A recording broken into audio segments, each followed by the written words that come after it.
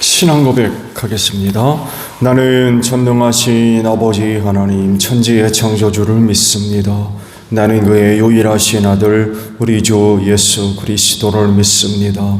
그는 성령으로 잉태되어 동정녀 마리아에게서 나시고 본디오 빌라도에게 고난을 받아 십자가에 못 박혀 죽으시고 장사된 지 사흘 만에 죽은 자 가운데서 다시 살아나셨으며 하늘에 오르시어 전능하신 아버지 하나님 우편에 앉아 계시다가 거기로부터 살아있는 자와 죽은 자를 심판하러 오십니다.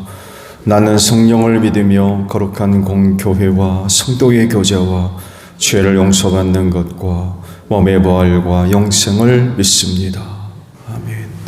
301장 부르시고 말씀 봅니다. 301장입니다.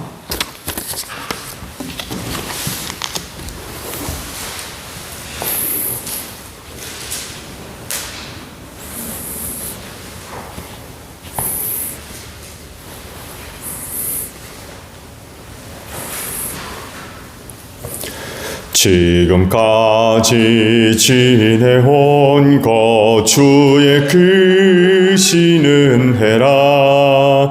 한이 없는 주의 사랑 어찌 이루 말하랴. 자나깨 나 주의 손이 항상 살펴주시고 모든 일을 주 안에서 형통하게 하시네. 몸도 맘도 연약하나 세임받아 살았네. 물 붓듯이 부으시는 주의 은혜 족하다. 사랑 없는 거리에 나 험한 산길 헤맬 때 주의 손을 의지 잡고 찬송하며 가리라. 주님 다시 배올 날이 날로 다가와 무거운 짐 주께 맡겨 벗을 날도 멀잖네. 나를 위해 예비하신 고향 집에 돌아가 아버지의 품 안에서 영원토록 살리라. 말씀을 봅니다. 에스라 8장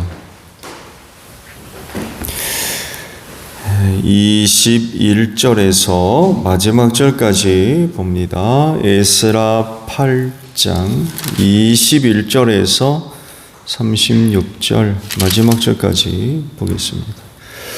그곳 아하와 강가에서 나는 모두에게 금식하라고 선언하였다. 우리는 하나님 앞에서 우리와 우리 자식들 모두가 재산을 가지고 안전하게 돌아갈 수 있도록 하나님이 보살펴 주시기를 엎드려서 빌었다. 왕에게는 우리가 이미 하나님을 찾는 사람은 하나님이 잘 되도록 보살펴 주시지만 하나님을 저버리는 자는 하나님의 큰 노여움을 피하지 못한다고 말한 바가 있어서 우리가 돌아가는 길에 원수들을 만나게 될지도 모르니 보병과 기병을 내어 달라는 말은 부끄러워서 차마 할 수가 없었다. 그래서 우리는 금식하면서 안전하게 귀국할 수 있도록 보살펴 주시기를 하나님께 간절히 기도드렸으며 하나님은 우리의 기도를 들어주셨다. 그때 나는 제사장들 가운데서 지도급에 속하는 사람 12 곧 세레바와 하사바와 그들의 형제 10명을 뽑아 세우고 금과 은과 그릇들을 달아서 그들에게 맡겼다. 그것은 왕과 보좌관들과 관리들과 거기에 있는 모든 이스라엘 사람이 주 우리 하나님의 성전을 짓는 데 쓰라고 예물을 바친 것이다. 내가 그들에게 달아준 것은 은이 650달란트요 은그릇이 100달란트요 금이 100달란트요 전체인 무게가 1000다링 나가는 금그릇이 20개요 귀한 금처럼 번쩍이는 녹그릇이 2개였다. 나는 그들에게 일렀다. 여러분은 주님께 속한 거룩한 사람들입니다. 이 그릇들도 주님께 속한 거룩한 기물입니다. 이 은과 금은 사람들이 여러분의 조상이 섬긴 주 하나님께 바친 자원이물입니다. 여러분은 이것들을 예루살렘에 있는 주님의 성전 창고로 가져가십시오. 거기에서 이것들을 제사장 대표들과 레위 사람들과 이스라엘 각 가문의 족장들 앞에서 달아서 넘겨줄 때까지 삼가 잘 보살피도록 하십시오. 그래서 제사장들과 레위 사람들은 예루살렘에 있는 하나님의 성전으로 가져가려고 달아놓은 은과 금과 그릇들을 넘겨받았다. 첫째 달 12일에 우리는 아하와강을 떠나서 예루살렘으로 가려고 길을 나섰다. 가는 길에 매복한 자들의 습격을 받기도 하였지만 하나님이 우리를 잘 보살펴 주셔서 그들의 손에서 벗어날 수 있었다. 예루살렘에 이르러서 사흘 동안은 쉬었다. 나흘째 되는 날에 우리는 하나님의 성전에서 은과 금과 그릇들을 달아서 우리아의 아들 모레못 제사장에게 넘겨주었다. 그 자리에는 비느하스의 아들 엘르아살과 레위 사람 예수아의 아들 요사밧과 빈누의 아들 노아디아가 함께 있다가 하나하나 개수와 무게를 확인하고 그 자리에서 전체의 무게를 적었다. 사로잡혀 갔던 사람의 자손 곧 이방 땅에서 돌아온 사람들은 그렇게 하고 나서야 비로소 이스라엘의 하나님께 번제를 드렸다. 온 이스라엘을 위하여 수송아지 12마리와 순양 96마리와 어린 양 77마리를 바치고 속죄 제물로는 순염소 12마리를 바쳤는데 이것을 모두 주님께 번제로 드렸다. 또한 그들은 왕의 칙령을 왕의 대신들과 유프라테스강 서쪽 지방의 총독들에게 보냈다. 명령을 받은 관리들은 돌아온 사람들이 하나님의 성전을 다시 지을 수 있도록 도왔다. 아멘. 오늘 아침에는요 23절의 말씀을 함께 나누려고 그래요. 다시 보면 그래서 우리는 금식하면서 안전하게 귀국할 수 있도록 보살펴 주시기를 하나님께 간절히 기도드렸으며 하나님은 우리의 기도를 들어주셨다.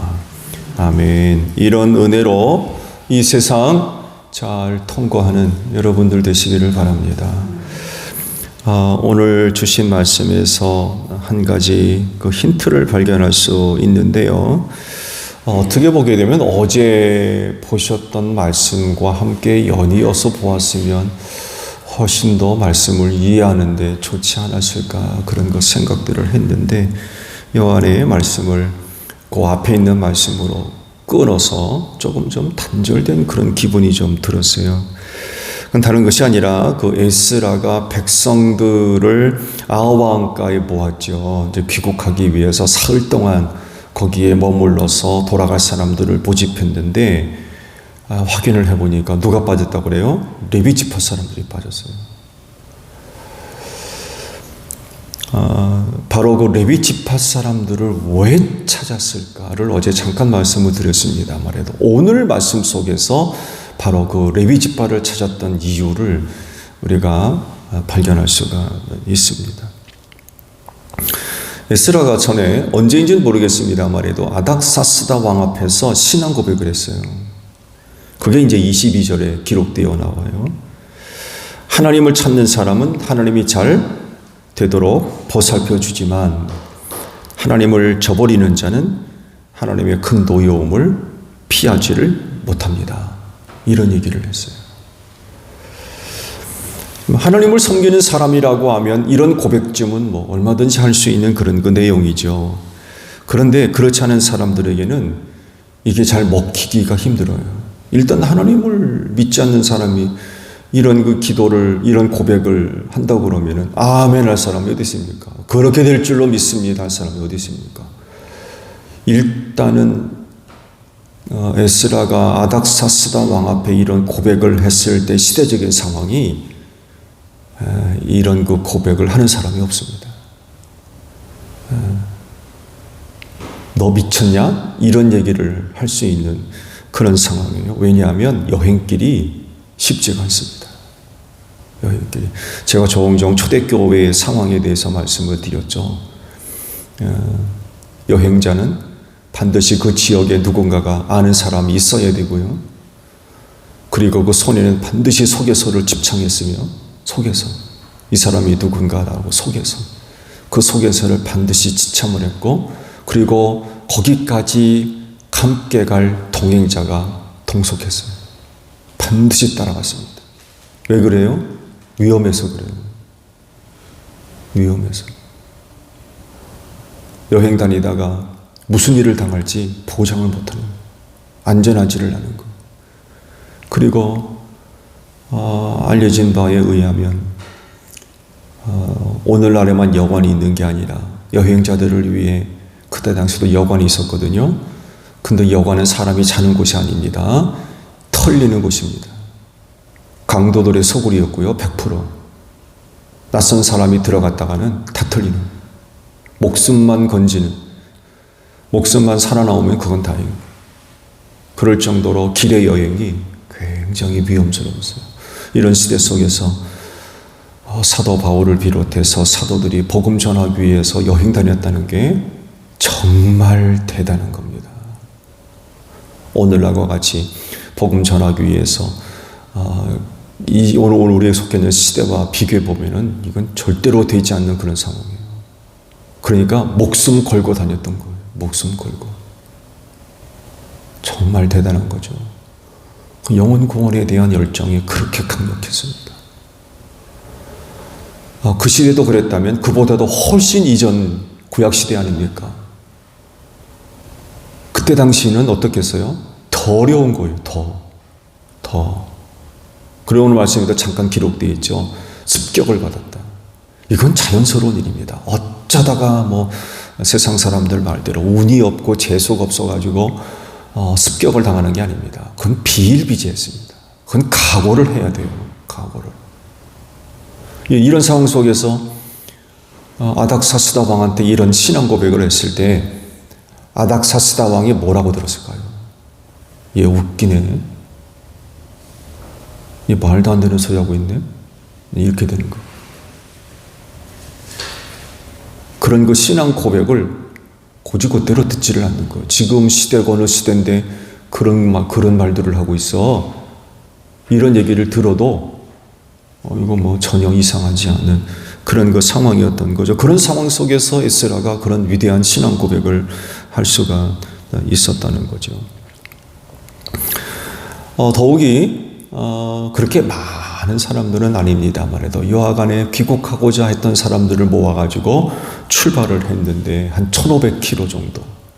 그리고 그 모인 사람들을 데리고 여행을 했다고 그러면 40일 정도 계산을 해요. 학자들이. 1500km를 한 40일 정도 걸려서 예루살렘에 도착했다고 합니다. 이런 여정이 당시 사람들한테는 이게 쉽지가 않은 거예요. 쉽지가. 그래서 아브라함이 하나님께서 명령하신 살던 곳을 떠나가지고 가나안으로 내려왔다고 그러죠. 이게 그냥 너는 둥, 마는 둥, 가는 둥, 마는 둥 그런 식으로 온 게 아니에요. 그 목숨 걸고 온 겁니다. 목숨 걸고. 그냥 여행 삼아 그렇게 온 게 아니에요. 그 당시에 그렇게 살던 곳을 떠나서 그 긴 거리를 여행한다는 건 이건 정말 상상도 할 수 없는 그런 일이었던 거예요. 1500km를 40일 걸려서 여행을 한다는 건 이건 정말 쉽지 않은 그런 그 일이었던 거죠. 그래서 에스라가 아닥사스다 왕한테 그런 그 신앙 고백을 했을 때에 사람들이 이제 비웃고 조롱하는 거죠. 그런 게 어디 있냐? 그런 게 어디 있냐? 말씀드린 대로 시대적 상황이 그런 걸 허락을 하지 않는 그런 상황이었는데 그런 고백은 전혀 씨도 먹히지 않는 그런 이야기였던 거죠.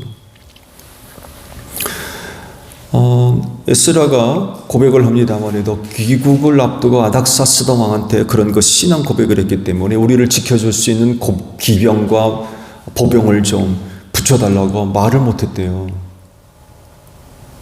아니 네가 의지하는 하나님이 지켜준다며? 그럴까 봐서. 하나님을 찾는 사람은 하나님이 너희를 보호해주고 잘되게 한다며? 이런 얘기할까 봐 보병이나 기병 좀 붙여주십시오라는 말을 못했대요.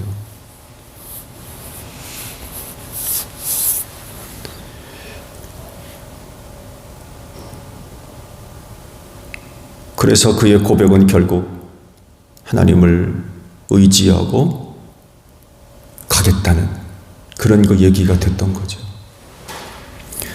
그러면 그가 출발하기 전에 할 수 있는 일이 뭐겠습니까? 그중 하나가 이제 레위 지파 사람들을 함께 가는 겁니다. 레위 지파 사람들. 제사장들 아닙니까? 그 길을 가면서 그들을 통하여 하나님의 은혜를 얻고자 하는 그런 그 바람이 있었던 거예요.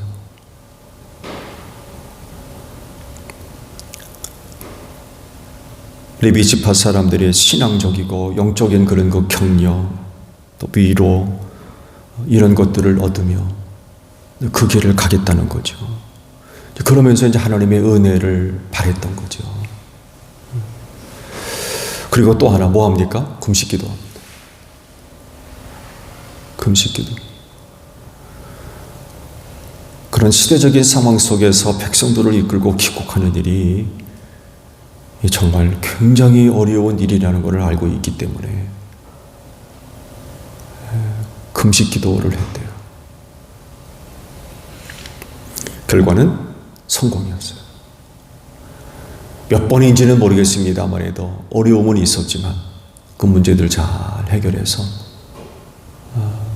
한 사람도 잃지 않고 예루살렘에 도착을 했고 이것을 가리켜서 하나님께서 기도를 들어주셨다라고 고백을 하고 있습니다.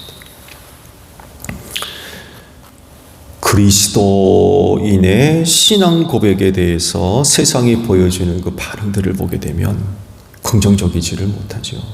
조롱하고 비난하고 비웃고 그렇습니다. 그런 게 어디 있느냐고 그러고.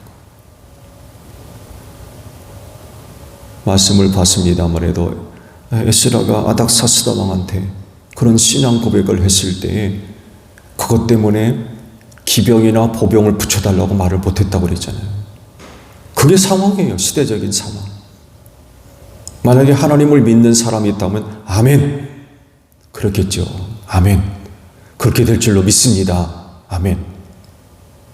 그리고 그렇게 출발하는 이들을 위해서 더 기도하고 중보하고 그들의 그 사역과 뜻이 이루어질 수 있도록 기도로 돕는 거죠. 근데 세상이 그렇습니까? 우리가 믿는 것들을 그들이 같이 믿나요? 절대로 그렇지 않습니다. 그러니까 그런 고백에 대해서 조롱하고 비웃고 비난하고 그런 그 일들, 심지어는 회방 놓죠. 회방 놔요. 하고자 하는 일들이 제대로 되지 않도록 회방해요.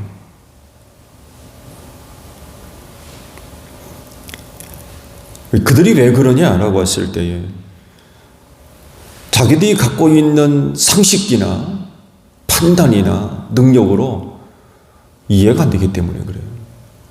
이해가. 저들이 갖고 있는 기준으로 보면 뻔하거든요. 그건 절대로 안 되는. 그런 식으로 하면 절대로 안 되는. 하나님이 어디 있어? 그렇게 가려면 기병이나 보병의 도움을 받아야지. 어디 너희들 길이 거길까? 이렇게 나오거든요. 그 비상식적인 모습이죠. 그리스도인들의 신앙 고백이 지극히 비상식적이고요. 비과학적이고 그런 것들로 보여질 수밖에 없던 거죠. 그런데도 불구하고 그런 고백을 해서 첫걸음을 옮기는 것. 그건 뭐 때문에 그래요? 믿음 때문에 그런 거예요. 하나님이 계시니까. 하나님이 살아계셔서 틀림없이 자기들과 동행해 주시고 지켜주시고 보호하시며 인도하실 줄로 믿는 믿음을 가지고 걸음으로 옮겨가는 거예요. 이걸 이제 세상 사람들은 인정하지 않는 거죠. 그렇다고 안 갈 겁니까? 세상이 그런 반응을 보인다고 안 갈 거냐고요.